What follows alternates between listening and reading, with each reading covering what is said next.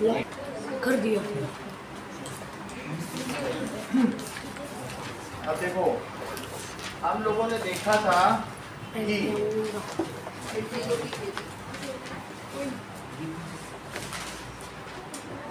why the demand of Indian Indigo calculation इसके पहले तो कुछ चीजें देखिए। रूलिंग द कंट्री साइड, पहले एक प्लासी का युद्ध हुआ था। प्लासी के युद्ध में उन्होंने सिराजुद्दौला को हराया था अंग्रेजों ने। फिर उसके बाद मीर जाफर को हराने के लिए बक्सर का युद्ध हुआ। लेकिन जो बक्सर का युद्ध हुआ, बक्सर का युद्ध मध्य प्रदेश में हुआ, वहाँ पर बक्सर है। वहाँ हराने के लिए इन्होंने मुगल एम्परर शाह आलम द्वितीय की मदद ली। जब औरंगजेब भी मर गया था, उसके बाद फर्रुख सियर आए और इस तरह से आलमगीर आए, शाह आलम वन आए, बहादुर शाह जफर वन आए, फिर शाह आलम द्वितीय आए, मोहम्मद शाह रंगीला भी आए। ये सब किसके बाद आए? औरंगजेब के बाद। औरंगजेब के बाद फिर मुगल साम्राज्य बिखर गया, क्योंकि उसके बाद फिर बहुत कमजोर शासक होने लगे। तो आपको ये लग रहा होगा कि ये देखो, यहाँ पर ये बात दिखाई गई है कि इन लोगों ने, अंग्रेजों ने कहाँ से एंट्री की? क्या बंगाल से, इस साइड से एंट्री की? बंगाल। तो बंगाल तो बटा नहीं था ना। तो यहाँ से जब एंट्री की तो यहाँ पर धीरे धीरे अपना साम्राज्य बढ़ाने लगे। अच्छा, मुगल एम्परर इस समय सिर्फ इतने तक ही सीमित रह गया था, मराठा भी शक्तिशाली हो गए। ये सारा साम्राज्य भी इन्होंने, पिछले चैप्टर में तुमने देखा कि टीपू सुल्तान और हैदर अली से ले लिया था कि नहीं अंग्रेजों ने। तो फिर इन्होंने ये मीर जाफर को कहाँ पर हराया बताइए? That is Buxar. In which field? War field, Buxar में। लेकिन उस समय एक राजा कौन था बताइए? शाह आलम। तो शाह आलम टू उस समय मुगल एम्परर था। ये सेकंड लास्ट मुगल एम्परर है। इसके बाद बहादुर शाह जफर आने वाले हैं, जो 58 तक राज्य करेंगे। जो हमारा प्रथम स्वतंत्रता संग्राम था ना, दैट इज फर्स्ट इंडिपेंडेंस वार, उस समय तक। लेकिन उनके पहले कौन था बताओ? That is Mughal emperor. तो एम्परर, मुगल एम्परर ये थे। तो इसके लिए क्लाइव लाइव ने इनकी मदद ली। क्यों मदद ली बताओ? अकेले हरा भी सकता था, तब भी इसने इनकी मदद दी। इनके पास सिर्फ 5000 सैनिक ही थे। उन्होंने बोला आप जो भी इसमें देना हमको दे दो, और हरा दिया इसको। और फिर मुगल एम्परर से, जो तुम्हारा पहला चित्र है ना बुक का, उसमें शाह आलम द्वितीय इनको ये दीवानी दे रहा है। Who is this emperor? जरा चेक करो। So here it is Robert Clive is getting Deewani from which Mughal emperor? अच्छा, 1765 का रूलर। That is 1765 का रूलर है। फिर और भी कुछ हुए होंगे। 1765 का रूलर। ओके, औरंगजेब के बाद का रूलर। उसके पहले की कहानी तुम्हारे में औरंगजेब की है। 1660 तक तो जहांगीर था, फिर 17 समथिंग में औरंगजेब था। ये शाह आलम है। शाह, अब सुनो इस बात को, शाह आलम एक सिंबॉलिक रूलर था, लेकिन पूरे भारत के लोग किसको रूलर मानते थे? एक तरीके से मुगल को।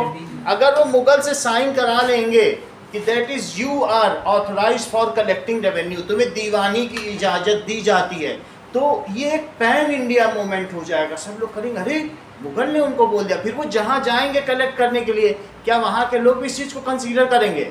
और ऐसे सिंपली ऐसे हरा के जाएंगे लोगों से मांगने, लाओ दीवानी दो, रेवेन्यू कोई देगा? लेकिन अगर शाह आलम साइन कर देगा, तो इसलिए उन्होंने इसको युद्ध में इन्वॉल्व किया कि तुम भी मेरे साथ आ जाओ। तो ये बड़ी चालाकी थी कंपनी की कि मुगल को इन्वॉल्व करके इन्हीं से साइन ले लेना। तो इसीलिए ये चित्र इतना फेमस है कि कहाँ वो ट्रेडर्स थे और कहाँ पर वो इकोनॉमिक पावर उनके हाथ में आ गई।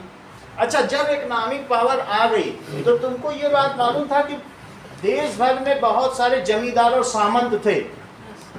ये लोग एक व्यापारी थे। अगर वो कहते सामंतों से, अगर बहुत सारे सामंत हैं, अगर रेवेन्यू उनको नहीं मिलेगा, कंपनी को मिलेगा, तो बताओ उनकी सामंत की क्या पावर हो जाएगी?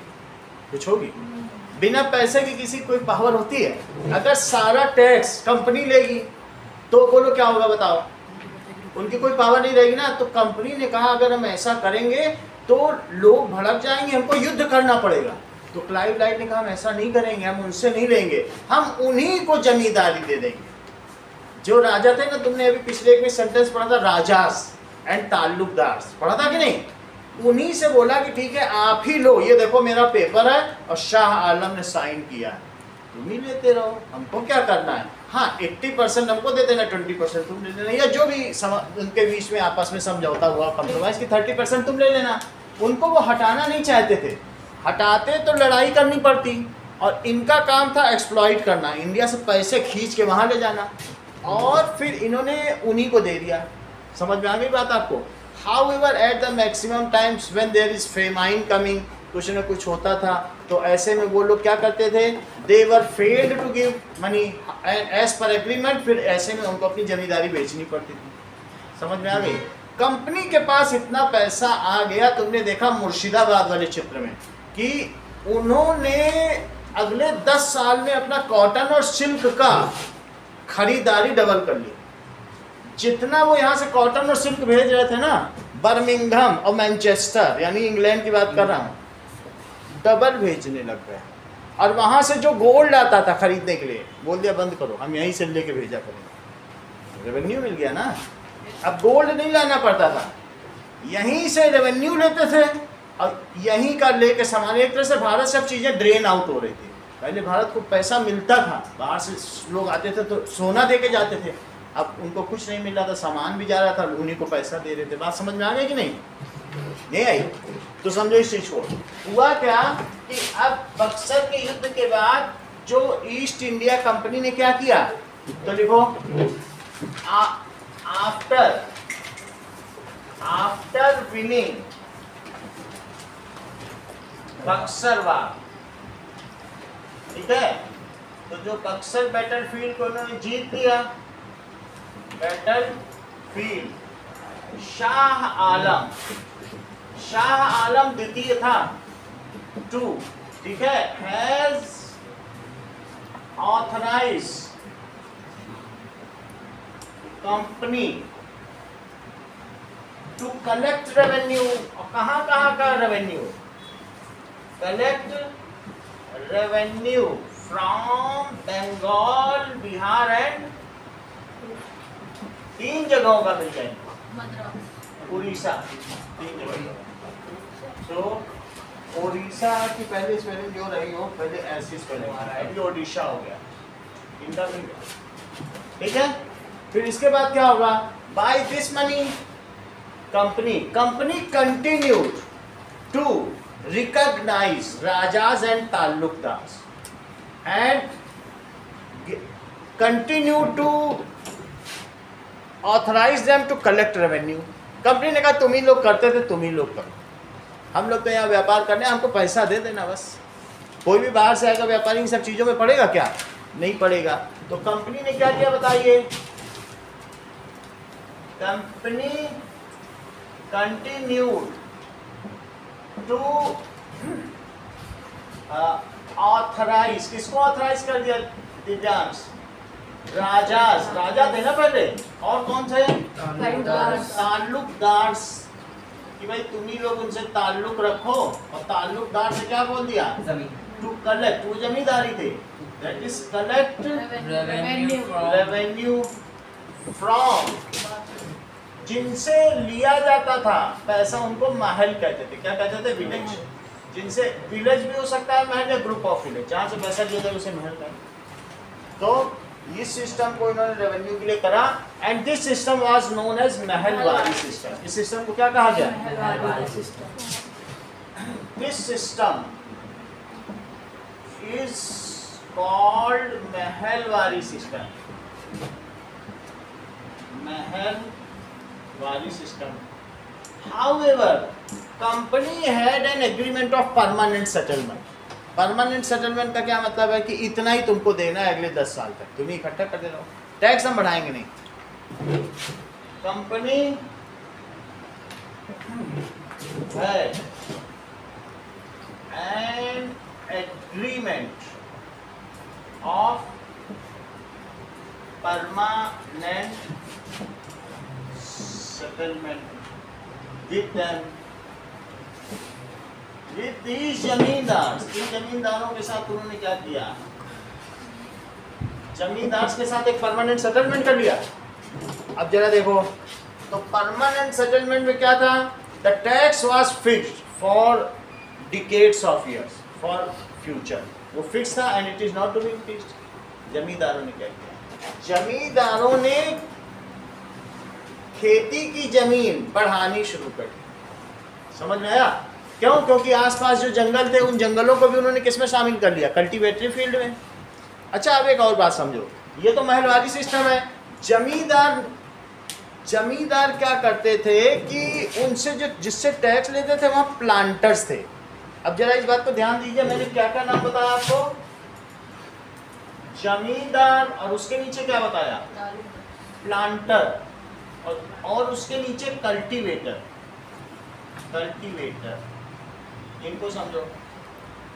जमींदार प्लांटर क्या करते थे, प्लांटर जैसे इंडिगो इन सब के लिए सीड्स देंगे और बहुत सारे लेबर रखेंगे जो प्लांटेशन कराए उनको क्या कहेंगे, प्लांटर। और जो खेती करे, खेतों में टिलिंग करे, प्लोइंग करे, उनको क्या कहेंगे, कल्टीवेटर्स। कल्टीवेटर्स ही लेबर थे।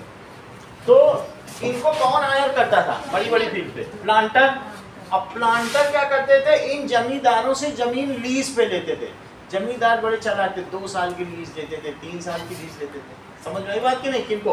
और प्लांटर क्या चाहते थे, हमको 1 साल 10 साल की लीज दी जाए। ये चाहते थे हम एक आपको पैसा देंगे, आप हमें जमीन लंबे समय तक दीजिए, तो इनको उससे फायदा होता था। प्लांटर बदलते जाएंगे तो फिर वो उतना चीज स्टेबल नहीं हो पाएगी ना। प्लांटर कौन थे बताइए, प्लांटर बिचौलिया थे। They are giving rentals for the land taken on lease from zamindar. बात समझ आई?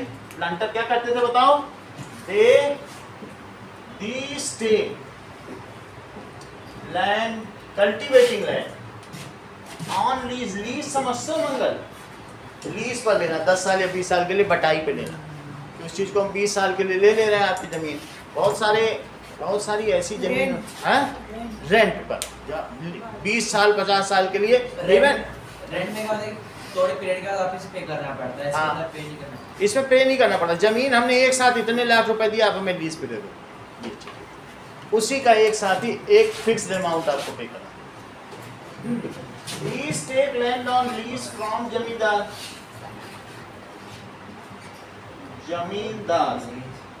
एंड और क्या पे करते थे बताइए, रेंट। उसके लिए वो क्या देते थे, रेंट। कल्टीवेटर कौन थे, दीज आर द फार्मर्स या peasants, are the farmers peasants. अब जरा चेक करो कि प्लांटर्स वर्ड यहाँ इसलिए आया है क्योंकि सबसे पहले जब उनको इंडिगो की जरूरत पड़ी तो इंडिगो के लिए ये लोग फेमिलियर नहीं थे, ये लोग नील की खेती नहीं जानते थे। तो कोई सीड देने वाला, कोई इनको सिखाने वाला होना चाहिए। तो उसके लिए कौन आया फिर बीच में, एक बिचौलिए प्लांटर आ गए। तो प्लांटर आए, उन्होंने इनसे खेती कराई, उन्होंने इनको पैसा दिया। इसके लिए एक मोटी रकम भी तो चाहिए थी जो ये सब काम करा सके। अब आगे देखो, तो यहाँ पर आपने क्या देखा सर, हाँ, ये जो प्लांटर है इसका जो क्रॉप है वो उग गया, देन उसके बाद उसने पहले ही जमीन के लिए जमींदार को पैसे दे दिए थे। अब जो उसका क्रॉप उगा है उसका भी वो टैक्स उसे देगा। प्लांटर और उनके बीच में सेटलमेंट है।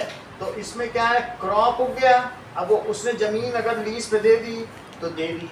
अब ये प्लांटर का बाकी प्रॉफिट है, जमीन का इसमें पैसा दे दिया, बाकी प्लांटर है। कुछ लोग ऐसा ही था कि रेवेन्यू देते थे, कुछ टैक्स देते थे।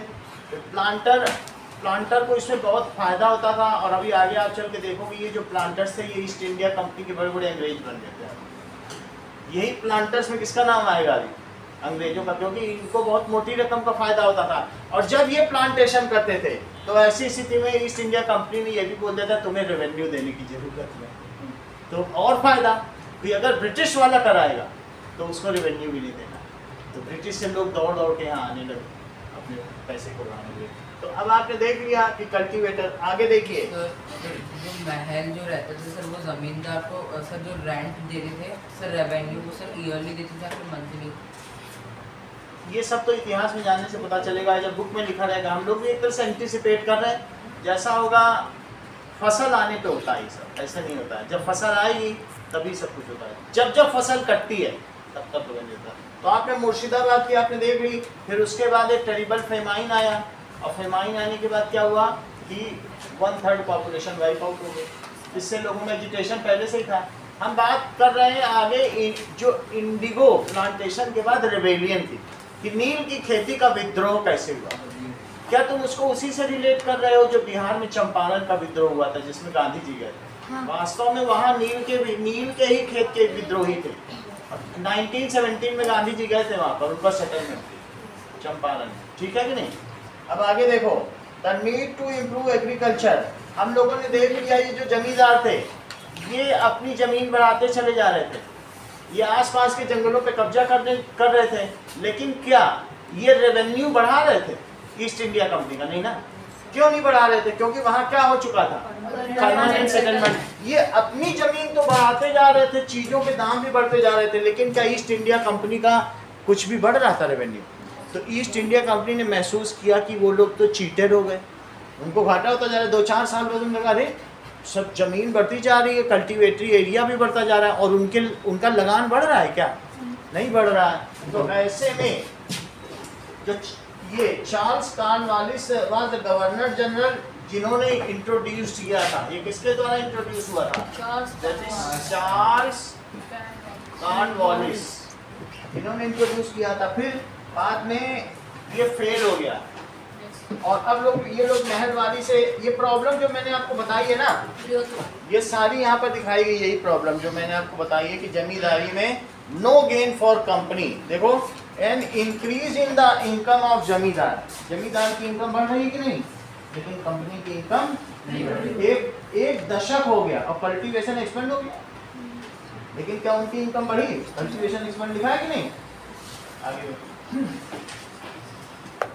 Okay, when they are gaining the maximum benefit from land and in case of their famine occurs they simply quit the land and go to the urban area, शहर चले जाते, ले जाओ हमने फायदा तो उठा लिया। आगे देखो, a new system is devised। इसके बाद क्या हुआ कि जो new system came into effect, the north western provinces and Englishman Holt Mackenzie ने इन्होंने नया सिस्टम किया। The estimated revenue of each plot with a village was added up to calculate the revenue to pay. This demand was to revised periodically. ठीक है, अब देखो कि company ने क्या किया, now new system was devised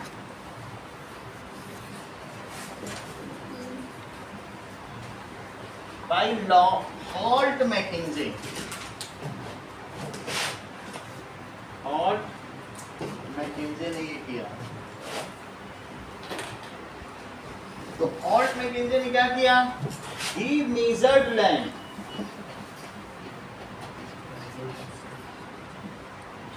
उसने लैंड मेजर की। ठीक है, और जरा देखिए, and set up revenue, set up, उसने रेवेन्यू सेट कर दिया, विच इज रिवाइज्ड पीरियडिकली, जिसे पीरियडिकली बढ़ाया जाना था। दिस विच इज रिवाइज्ड, उसे परमानेंट सेटलमेंट नहीं था, विच इज रिवाइज्ड पीरियडिकली। अच्छा, यहां महलवारी सिस्टम ना लिखो, यहां इसको कट कर दो।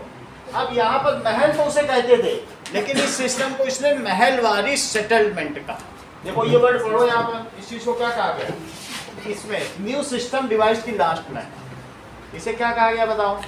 उसने बोला परमानेंट सेटलमेंट की जगह इसने क्या कर दिया बताओ, महलवारी सेटलमेंट कर दिया। समझ में आ गई? महल तो तब भी कहते थे पहले भी, लेकिन ये जो सेटलमेंट वाला सिस्टम है किसने सेटल किया, this system is called Mahalwari settlement, Mahalwari settlement. लेकिन तुमको यहाँ क्या लग रहा है, जैसे तुम किसी को टैक्स दो वो किसी को टैक्स दे, फिर वो ईस्ट इंडिया को दे, क्या इससे तुम्हें बहुत ज़्यादा टैक्स देना पड़ेगा? अगर तुम्हारे और टैक्स जो अंतिम ले रहा है उसके बीच में 4 कमाने खाने वाले लोग हैं तो तुम्हारे ऊपर भार नहीं पड़ेगा। अगर ईस्ट इंडिया कंपनी सीधे तुमसे टैक्स ले, जैसे तुम अपना इनकम टैक्स रिटर्न भरते हो तो सीधे गवर्नमेंट को जाता है, अगर ऐसे सीधे कोई लेने वाला हो तो क्या वो ज़्यादा अच्छा है कि तुम इनको दो प्लांटर को, और प्लांटर दे जमींदार को, जमींदार दे ईस्ट इंडिया कंपनी, उससे तो सब 20-20% कमाएंगे और तुम्हारी तो दम निकल जाएगी, नहीं निकल जाएगी। तो सबसे अच्छा सिस्टम इनको क्या लगा ईस्ट इंडिया कंपनी को कि बिचौलियों को हटाओ, बिचौलियों को हटाओ। उसके लिए फिर इन्होंने रियायतवारी सिस्टम लगा दिया। ऑल द मीडिएटर्स वर, जो बीच में थे वाइप्ड आउट, उनको हटा दिया एंड 1-to-1 टैक्सेशन सिस्टम शुरू किया। बोल बात समझ आई? इस सिस्टम को क्या कहा कि तुम दोगे हम लेंगे, बीच का कोई नहीं, तो तुमको देना भी कम पड़ेगा और हमको भी फायदा होगा, बीच वालों को क्यों दे। नहीं, इस सिस्टम को क्या कहा गया? नहीं, वो रियायतवारी है, इसमें तो सब आएंगे, प्लांटर भी है, जमीन ये भी कमाएगा, ये भी कमाएगा, फिर ये ईस्ट इंडिया कंपनी को देगा। समझ आई बात की नहीं? रियायतवारी में जमींदार को टैक्स नहीं देना, जमींदार था ही नहीं, ये टीपू सुल्तान के समय में था। The tax directly go to governor, उस सिस्टम को क्या कहते थे? Ryotwari. This system was inefficient because there were so many mediators, बहुत सारे बिचौलिए थे, इसलिए दो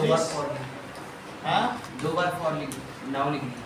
अच्छा ठीक अभी वो नाउ न्यू है, नाउ न्यू सिस्टम। देखो, दिस सिस्टम वाज इनएफिशिएंट, ये इनएफिशिएंट थे।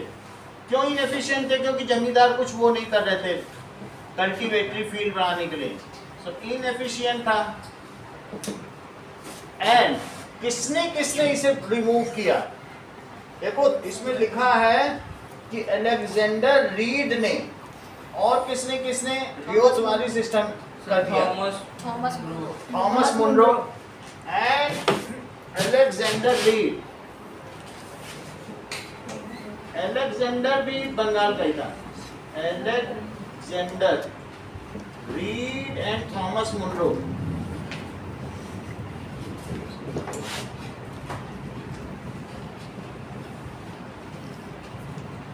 Introduced ryotwari system. Munro system भी कह सकते हैं, वो एक ही बात है। तो यहाँ पर देखो, गवर्नर ऑफ मद्रास था, क्योंकि वहाँ यही सब चलते थे, तो वहाँ कोई ट्रेडिशनल जमींदार नहीं था। साउथ में वहाँ जमींदार था ही नहीं टीपू सुल्तान के समय में। तो कोई इसके अंदर लिखा है कि वो टैक्स बिना टैक्स पे नहीं कर पा के वो भाग जाते थे, इसमें अर्बन एरिया में भाग जाते थे, ये आगे की बात है। तो इन्होंने क्या किया? इंट्रोड्यूस्ड, इन्होंने क्या किया बताइए? रियायतवारी सिस्टम लागू किया। The owner of land was known as ryot, उसे क्या कहते थे? रियायत। तो वो जो जमीन देगा, अब देखो रियायतवार, देखो लैंड किसे कहेंगे? Land is called ryot, land owner is called ryotwar, land owner is called, सब बुक में लिखा है, देखो तीसरी चौथी लाइन सब पढ़ने में आ जाएगा। रियायतवार एंड सिस्टम इज कॉल्ड रियायतवारी। जमीन है रियायत, जमीन रखने वाला रियायतवार, और सिस्टम क्या है? रियायतवारी। सही है? चलो, in this there was no mediator और जमींदार, इसमें कोई जमींदार है? रियायतवार, महल, महलवार, महलवारी सिस्टम। महल विलेज को कहेंगे जिससे टैक्स आए, तो चूंकि उस समय विलेज को महल कहेंगे, क्योंकि वो जमींदार एक महल का ही तो होता था, तो वो महल वाली सिस्टम से। अब एक खेत वाइज है तो रियायतवारी। अच्छा देखिए, इन दिस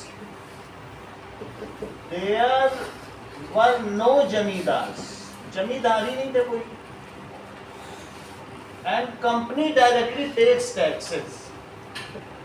ये थोड़ा टीडियस है, इसमें कंपनी को गांव-गांव जाना पड़ेगा, इतना आसान नहीं है टैक्स लेना, एक एक से टैक्स लेना। चलो, their fields are carefully surveyed. Munro ने उनकी फील्ड सर्वे की, बोली। सर जो रहता था, जो रियायतवार को सर टैक्स देना पड़ता था कंपनी को, अगर सर उनके लैंड पर सर फसल नहीं होती किसी रीजन से, तो सर तब भी टैक्स देना था, या फिर सर उस टाइम नहीं देते थे? ऐसे में इनको छोड़ दिया जाता था, मतलब कंपनी एग्जाम कर देती थी, फिर अगले साल बढ़ाती थी, अपने हिसाब से ले लेती थी। लेकिन ऐसा तो करना ही पड़ेगा। किसानों के केस में आप इतना नहीं कर सकते, जिनसे पैसा ले रहे हो कि फिर वो किसान ही नहीं रहेंगे, फिर अगली बार से तुम्हें कुछ भी नहीं मिलेगा। कह दो नहीं अब तुम जाओ छोड़ के, तो कौन खेती करेगा? तुमको तो हमें समय समय पे दे रहे हैं ना पैसा, कंपनी को तो छोड़ना पड़ेगा ना समझदारी से। देखो तो तुमने तो नहीं दिया इस बार, अब जाओ सब छोड़ छाड़ के जाओ, तो कौन खेती करेगा? तुम्हें भी नहीं मिलेगा फिर। तो इसलिए ये सब करना पड़ेगा। आगे देखो, अभी भी कह रहे हैं ऑल वाज नॉट, रियोत कर दिया, जमींदारी हटा दी, बिचौलिए हटा दिए, बोले तुम देना हम टैक्स ले लेंगे, तब भी क्यों नहीं बोले? देखो इसमें क्या हुआ कि the official fixed high tax demand, उन्होंने रियोतवादी तो की लेकिन बहुत ज्यादा टैक्स की, तो लोगों ने अपने रियोत छोड़ करके भाग गए। उन्होंने कहा इतना टैक्स नहीं देंगे, हम चले जाएंगे सिटी में चले। समझ में आ गई बात कि नहीं? वो टैक्स इतना ज्यादा था, उसमें लिखा हुआ देखो, क्यों all is not well, because the tax was very large and ryot was failed to it. All was not well, the tax for ryot, ryot का मतलब फील्ड होती है, was very much, so ryot was flood, वो कहाँ चले गए? Country side. कंट्री साइड में तो सही, सही कंट्री साइड का मतलब होता है गांव, सही sir urban flood to urban area. पहले ये लोग कहाँ ये ईस्ट इंडिया कंपनी कहाँ व्यापार कर रही? सिर्फ शहरों में, शहर में। अब इसका फैलाव कहाँ हो गया? गांव में भी हो गया। अब देखो गांव में ये टैक्स कलेक्ट कर, तो कंपनी का तो बढ़ रहा है ना, पहले बड़े बड़े बंगाल मुंबई ये सब में करते, अब बढ़ने लगा। चलो क्रॉप्स फॉर यूरोप, अब देखिए that is crops for Europe. शुरू में भारत से 30% ही इंडिगो जाता था। अब ये इंडिगो से तुमने ये दोनों पेंटिंग देखी, एक इंग्लैंड की पेंटिंग है और एक भारत की पेंटिंग है, दोनों में जो चटक रंग दिख रहे हैं, these are the brilliant colours. पहली वाली इंग्लैंड की है, ब्रिटिश की, दूसरी किसकी है? इंडिया की है। लेकिन इन दोनों में जो लिनन में उल्टा है सर, पहली वाली इंडिया की, दूसरी वाली इंग्लैंड। दूसरी कैसी है? दैट इज मॉर्टिस का, दोनों में ही इंडिगो का इस्तेमाल हुआ है, नील का। तो ये दोनों पेंटिंग आप देख रहे हैं, ये ब्राइट कलर्स की हैं और कपड़ों में अच्छा रंग भर देती हैं। तो ये भारत से 30% इंडिगो जाता था, लेकिन फिर भी इसमें देखो कि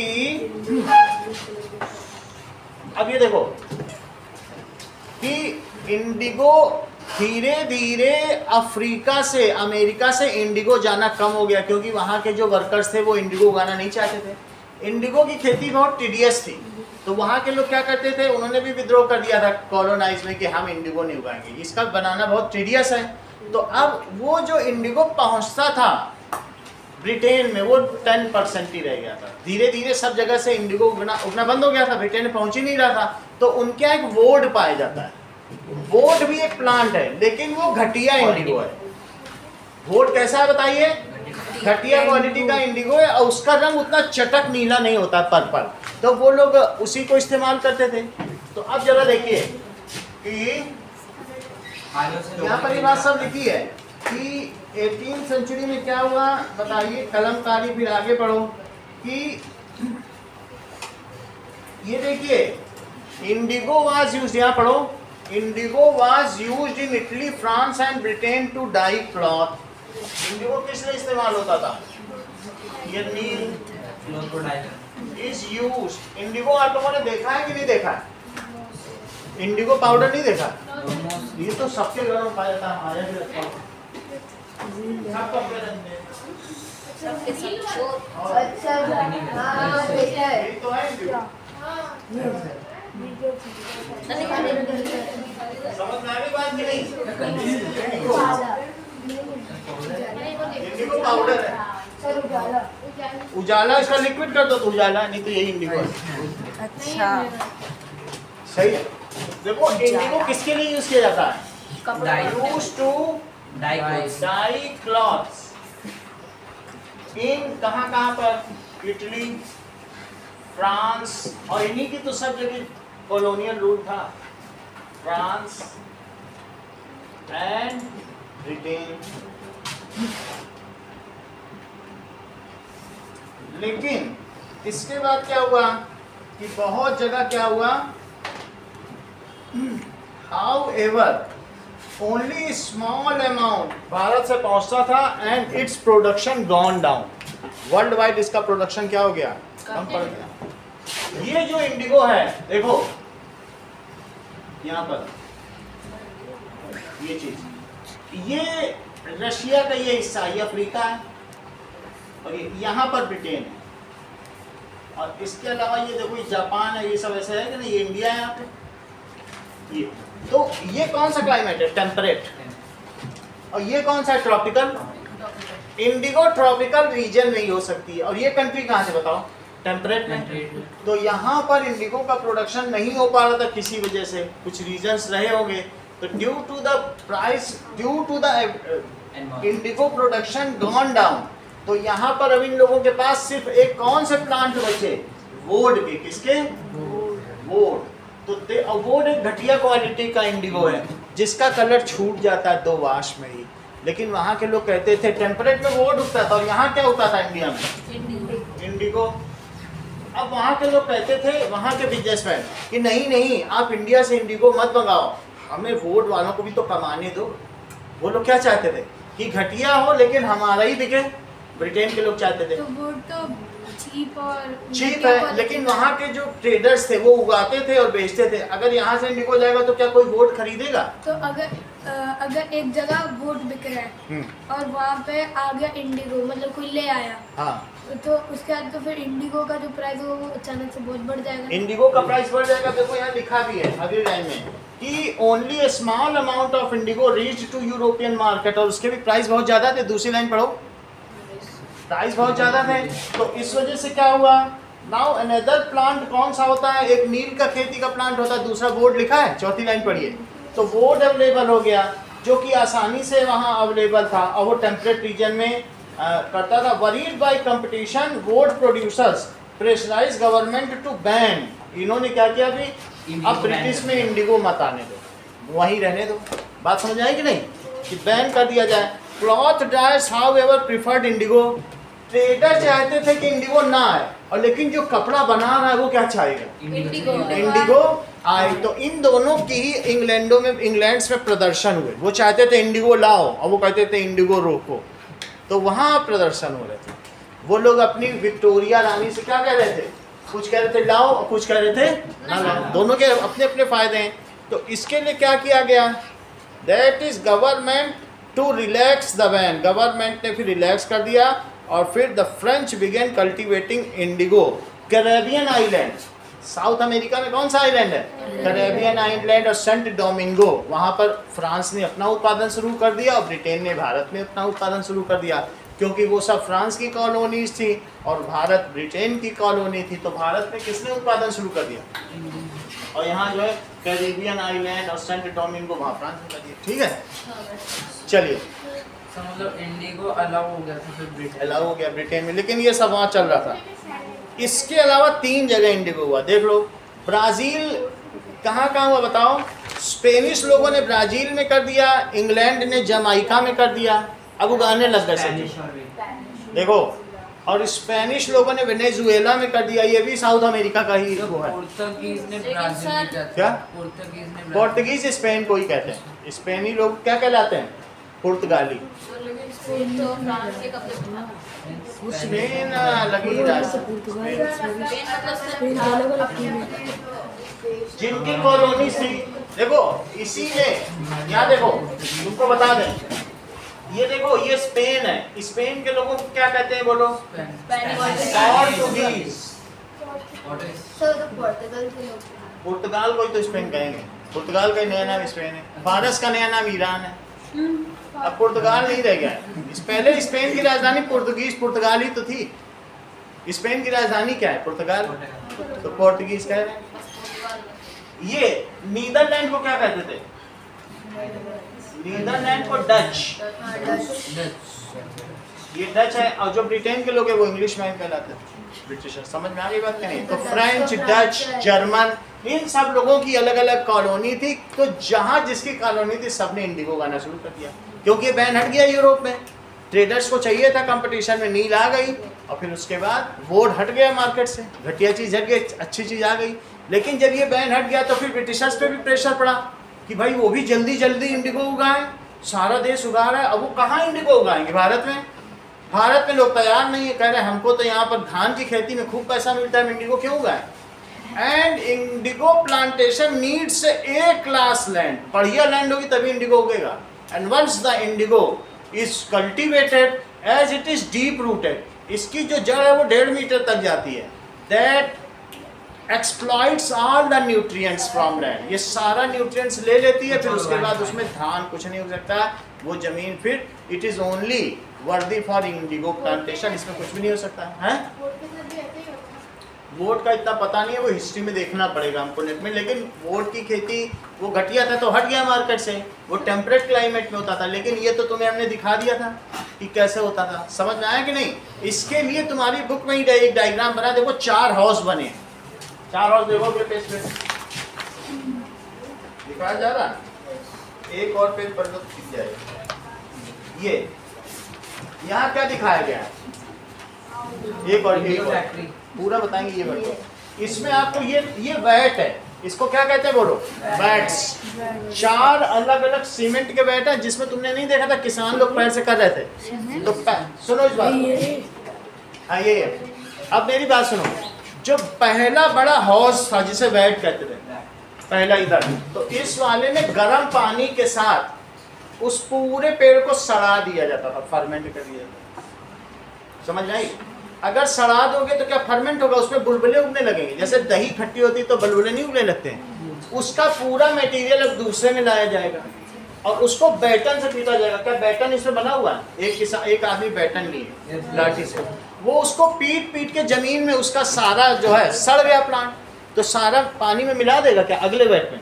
उसी में एक होज लगा, नल लगा, दूसरे में आ गया, उसमें पीट पीट कर निकाल दिया। पीटने के बाद पानी जो नीला नीला उसको फेंक दिया, पानी फेंक दिया, और जो नीचे का मटेरियल है पल, उसको तीसरे में ट्रांसफर कर दिया। पानी की इसकी कीमत नहीं, वो नीला होने पे फेंक दिया। अल्टीमेटली नील की जो बट्टी होती है ना, वो कीमती है। जैसे तुमने कपड़े टेलर वाले के पास देखी क्या बट्टी, उसे वही है। ये तो पाउडर है, उसी से पाउडर बना लो। लेकिन अल्टीमेटली ऊपर का पानी जब सेटल हो जाए, जैसे तुम्हें मालूम है कोई भी चीज़ मड या नीचे बैठ जाती है तो ऊपर एक गंदा नीला सा पानी रह जाएगा, वो किसी काम का नहीं। उस पानी को आप क्या कर दो, फेंक दो। तो जो नीचे का बचा उसको तीसरे बैट में ट्रांसफर, पहले में सड़ाया और दूसरे में पैर से चलाया, 8 घंटे तक चलाना पड़ता है लगातार। फिर उसको जब सड़ा के पूरा मिला लिया, फिर तीसरे में डाल दिया, पानी फेंक के तीसरे में डाल दिया, ठीक है कि नहीं? तीसरे में डाल के फिर उसमें और बॉइलिंग वाटर डाला, ठीक है? अब बॉइलिंग वाटर डाल करके फिर उसको जितना लुगदी बनी कपड़े से छाना, उसमें देखा था तुमने कपड़े से छान रहे हैं। फिर इसकी फिल्टरिंग की जाएगी, फिल्टरिंग करने के बाद भी जो पानी आएगा वो भी फेंका जाएगा, और जो बच जाएगा कपड़े के ऊपर उसकी बट्टी बना ली जाएगी, रख करके चाकू से काटा गया था कि नहीं उसमें, वही नील है, एंड दैट इज एक्सपोर्टेड। अभी भी ऐसे ही बनता है। अब नील मशीन में बनता है, जो मैनुअल जाएगा वो सब अब मशीन करने वाले। तो आपने ये सारा पूरा सिस्टम देख लिया कि नील की खेती का, तो यहाँ पर बोलो प्रेशर पड़ा, तो यहाँ भी नील की खेती होने लगी। नील की खेती कहाँ कहाँ होने लगी? नाउ इट इज, वो तो उनके सारे कॉलोनी थे, उनके उपनिवेश थे। इनका ब्रिटिशर्स का कहाँ था? इंडिया में। तो इन्होंने बोला इंडिया में कि तुम भी प्लांटेशन करो। इंडिया में भी जो प्लांटेशन के लिए सूटेबल था वो यही सारी इधर की एरिया थी, तुमने कराया, वाम्थ वाला एरिया जो था वहाँ पर उन्होंने कराया। अब देखिए कितनी बड़ी बात कही है कि प्लांटर्स को इतना फायदा था। ये लाइन पढ़ो, क्या लिखा पढ़ो, ये Scotsman and Englishman came to India and became planters. क्यों? क्योंकि जब प्लांटर्स को बहुत प्रॉफिट होता था। पढ़ा आपने? ये बोलो, कौन कौन लोग आए? स्कॉटिश मैन, स्कॉटलैंड वाले। स्कॉटलैंड भी तो ब्रिटेन का है, कभी हमने बताया नहीं। इंग्लैंड, आयरलैंड और स्कॉटलैंड तीनों मिल करके ये ग्रेट ब्रिटेन बने, मालूम है? इन तीनों का एक साथ स्कॉटलैंड, आयरलैंड और ब्रिटेन, ये एक ही है। स्कॉटलैंड वाले बैग पाइपर बजाते हैं, फ्रॉक पहनते हैं, वो हमने दिखाया था कि नहीं? वही है। उनको धोखे से अंग्रेजों ने कब्जे में कर लिया, तो वो सारे लोग यहाँ आ गए और यहाँ पर प्लांटर बन गए। और बड़े बड़े, तुम्हें अभी भी यहाँ चले जाओ उदयपुर और इन सब जगहों पे ना, तो सबसे बड़े बंगले उन्हीं के हैं, प्लांटर्स के। तो सबसे ऊंची जगहों पे किनके बंगले हैं? प्लांटर्स के। तो वो प्लांटेशन करने लगे और उनको रेवेन्यू भी नहीं देना पड़ता था। अब जरा देखिए, एक और बात कही गई है, जो इंडिगो यहाँ से 30% ट्रांसपोर्ट होता था, वो अगले 10 सालों में बढ़कर 95% हो गया। पढ़ो, लिखा है? जो इंडिगो पहले 30% यहाँ से ज़्यादा था, इतना ज़्यादा डिमांड बढ़ी कि 95% हो गया। हाउ वाज इंडिगो कल्टिवेटेड, सब हो गया। अब जरा देखिए, there were 2 kinds of system, एक रियोतवारी सिस्टम था और एक नीच कल्टीवेशन। नीच का मतलब क्या है कि तुम्हारी जमीन है, अब तुम्हारी मर्जी है तुम इंडिगो उगाओ ना उगाओ। नीच का मतलब तुम्हारी अपनी प्रॉपर्टी ना, योर सेल्फ प्रॉपर्टी। और रियोत में क्या होता है कि रियोतवारी सिस्टम में हो सकता है गवर्नमेंट ने उसको दिया हो या लीज पर दिया हो। वो रियोतवारी सिस्टम में भी क्या है, वो पूरी तरीके से उस इंडिविजुअल की नहीं होती है, कम्युनिटी की भी हो सकती है। लेकिन निज वाली जमीन किसकी है? उसकी खुद की है। तो निज वाले लोगों को, निज वाले लोग नहीं चाहते थे इंडिगो उगाना, अपनी जमीन पर कोई निज वाली है ना। इसमें क्या लिखा था? प्रॉब्लम विद निज। निज के साथ क्या प्रॉब्लम हुई?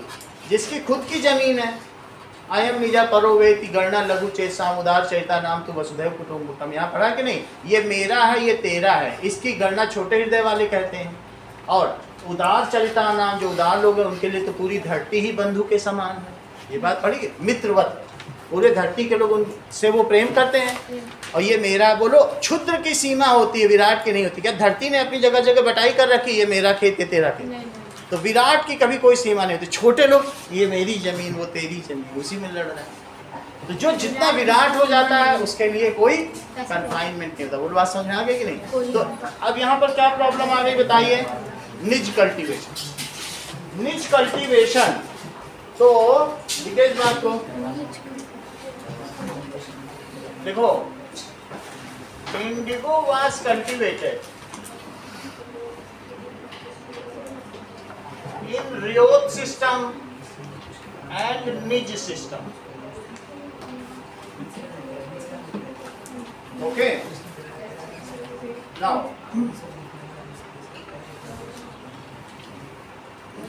the land which is directly controlled. Sir वो क्या लिखा हुआ? Riyot and Nij. Nij. दूसरा कौन सा है? Nij. Nij system. तो in niche system the land was directly owned by individual. niche में क्या था? Owned by individual. In niche system The land was owned by individual. However, अब देखिए, जबकि इन रियोत वाली system it was owned by planters. Planters ले लेते थे ना जमींदार से या करवाते थे, तो रियोत सिस्टम में प्लांटर्स के अंडर में थी। तो प्लांटर तो करवा लेगा, प्लांटर बहुत पैसे वाला है। Why in ryot system it was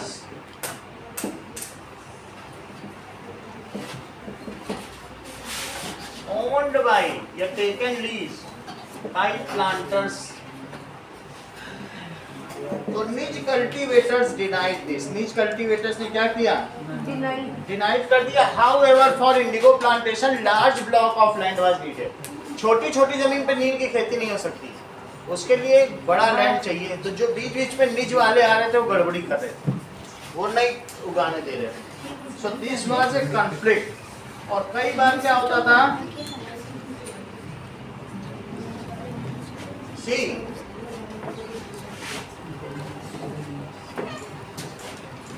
most of the labours, जब नील की कटाई का टाइम होता था तो बहुत सारे लेबर्स धान के खेतों में चले जाते थे, क्योंकि वो धान की बुआई का समय था। समझ आया? धान को एक एक रोपना पड़ता ना, जमीन में इतना इतना पानी भरा होता, देखा है कभी कि नहीं?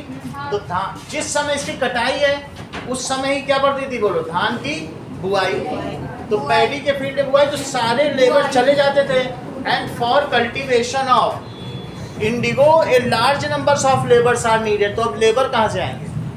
सारे किसान तो लेबर, जहाँ लेबर चार्ज ज़्यादा मिलेगा वहाँ चले जाएंगे, तो इनके में कोई आता नहीं था। और जो बगल में निज वाले थे वो उनको ज़्यादा पैसे लेके बुला लेते थे, आओ हमारे यहाँ की बुआई करो। तुम वहाँ कहाँ काम कर रहे हो? हमारे यहाँ बुआई कराते थे, बुआई, उनसे एक एक धान जमीन में रोपवाते थे। तो वो नील के जो वर्कर थे वो किनके यहाँ चले जाते थे? निज वालों के साथ। किसके साथ चले जाते थे? नीच वालों के साथ। निज वाले उनको ज़्यादा पैसा दे करके अपने बुआई के लिए बुला लेते। हाँ, बुआई। अब देखो ये सारी प्रॉब्लम आ रही थी। तो एंड ये लास्ट लाइन पढ़ो, they were busy for rice cultivation. ये लाइन पढ़ो, पढ़ा? they were usually जो वहाँ काम करना चाहिए वो यहाँ पहुँच गए। तो जो सबसे अच्छा समय आगे देखिए, 1 बीघा इंडिगो के लिए 2000 हल चाहिए। इंडिगो आसान नहीं होगा ना। 1 बीघा जो होता है 1 एकड़ का 1/3 होता है। 1 बीघा कितना है? 1 एकड़ 10 बाई 10 मीटर, ये 3 मीटर। तो 10 बाई 10 मीटर का जो उस 1 एकड़ का 1/3 कर दो तो 1 बीघा। लेकिन उतने 1 बीघा में बताओ, फिर से समझो मैंने क्या बताया? 2000। ये 3 बीघा 10 मीटर, ये 10 मीटर, इसको 1 एकड़ कहेंगे। और 1 एकड़ का 1/3 कर दो, ये 1 बीघा। तो सर ये 3 बीघा है ना? ये जैसे 5 है, ये 5 मीटर है। 5 और 5 करो, और उधर 5 उधर 5 करो, 10 × 10। तो ऐसा कुछ होगा। ठीक है ना? तो इसमें कितना लिखा है बताओ? कि that is 1 bigha requires 2 plots. तो अगर 1000 बीघा हुआ, 1 बीघा आप समझ लीजिए कि 5 है, 5 बाई 5 का लॉस हो गया। 5 बीघा। आप ये समझो, ये 100 है। हाँ, अगर 100 का 1/3 33 स्क्वायर मीटर, 33 स्क्वायर मीटर, ये 1 square metre, 1 metre by 1 metre, ऐसे 33 पीस। इसके लिए 2 हल चाहिए, इसके लिए 2 हल चाहिए। तो 1000 बीघा के लिए 2000 हल चाहिए। देखो लिखा है, 1 बीघा के लिए कितना हल चाहिए? 2 हल। 2 चाहिए। तो 1000 बीघा के लिए कितने चाहिए? 2000। अब इतने हल भी चाहिए, इम्प्लीमेंट्स भी चाहिए, लोग भी बहुत चाहिए। ठीक है? सो ये सारा, बहुत सारे फ्लो भी चाहिए, बैल भी चाहिए, तो वो सब चले जाएंगे वहां, तो काम कौन करेगा? दैट्स व्हाई, इसलिए till 19th century planters were therefore reluctant to expand the area of niche cultivation. The rest was the under of alternative mode of cultivation. तो niche cultivators were reluctant to sow indigo and cultivate indigo. Only ये बताया गया है इसमें कि 25% ही land, जितनी भी land थी बंगाल, बिहार, उड़ीसा की, 25% लैंड में ही इंडिगो हो रहा। कुल मिला के बाकी जगह पे लोग क्या कर रहे थे? धान उगा रहे थे। ओके, अब ये देखो अगला चित्र क्या कह रहा है? Worker harvesting Indigo in earlier 19th century. ठीक है, अब यहाँ पर ये दिखाया जा रहा है कि रूरल लाइफ में ये लोग इंडिगो उगा रहे हैं। और अगले में क्या दिखाया जा रहा है? कि इंडिगो बैलगाड़ी में भर भर के कटाई के बाद भेजा जा रहा है। कहाँ भेजा जा रहा है? फैक्ट्री में। फिर अगले चित्र में क्या दिखाया गया कि फैक्ट्री में पहुँच गया है, तो क्या वहाँ पानी बॉइल हो रहा है, अंदर बॉयलर लगे हुए हैं, और उस पानी से इंडिगो को सड़ाया जा रहा है। सड़ाने के बाद उसको बैटिंग की जा रही है बैटन से, फिर उसके बाद उससे इंडिगो बन रहा है। आगे ये नीचे नील की खेती के वो फार्मर्स हैं, लेबर्स जो प्लांटर्स हैं। एक वेट बीटर जो वेट मारेगा सड़ने के बाद, जिससे वो घुल जाए, वो काम आजकल मिक्सी करती है, लेकिन उस समय वेट से होता था। फिर आगे क्या दिखा? ये कटिंग हो रही है क्या नील की? ये देखो कटिंग हो रही है, इस तरीके से नील बनेगा, भेज दिया जाएगा। बात समझ आ गई? ताकि इसको परसों करें।